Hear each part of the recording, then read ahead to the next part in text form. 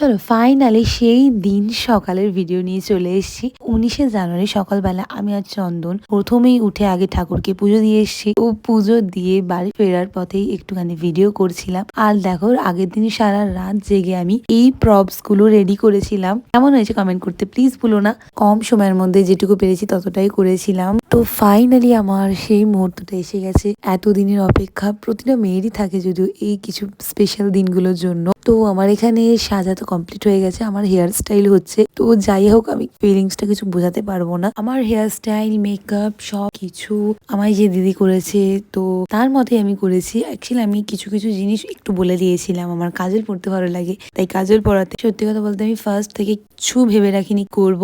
আমি এটাই চেয়েছিলাম যে আমায় যেটা ভালো লাগবে আমি সেদিন মানে যেমন ভাবে আমাকে দেখবো সেটাই হয়তো আমার ড্রিম লুক হবে। তো এক্সাক্ট তাই হয়েছে। আমার ভীষণ ভালো লেগেছিল।